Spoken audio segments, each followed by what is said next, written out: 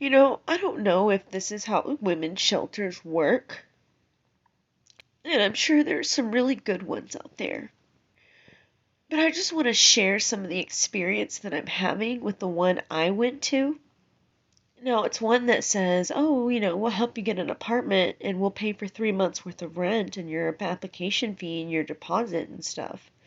Go ahead and get a job, and then, when you find your place, we'll fund it. Like we'll pay for it. We have the funding and everything. So I get a job. I find an apartment that has immediate availability. And I turn in my paperwork on a Wednesday or Thursday. And the woman that's handling my case didn't bother to do my paperwork, and then she went out of town this week. Well, the apartment is now calling me, telling me, hey, we need your stuff, and we're going to have to pass you up on the unit. And if you haven't looked for an apartment or a house or, even been to the housing authority lately, the housing authority alone has 9 months to a year waiting list, and that's just here in my area. Same with apartments. Some of them are 2 months out. Some of them are 6 months out on availability. And I'm not trying to get some grand apartment. I went for an apartment that's 5 minutes from my parents' house because that's who's going to help take care of my kids. And it's $11.25 a month, which is not a lot, and it's all bills paid. It's not some grand apartment. But this shelter is like, well, there's a process. You have to be approved. Approved for what?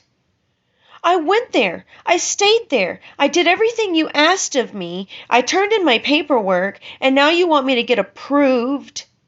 And you don't have enough, and you're wasting time because your representative didn't turn in the paperwork or fill out the paperwork when she was supposed to, and now I'm having to suffer because y'all just want to drag your feet, and now I'm going to have to lose out on an apartment because she went out of town for a week, and I guess she's the only one there that can do it and submit the paperwork. Like, there's nobody else that frickin' works there.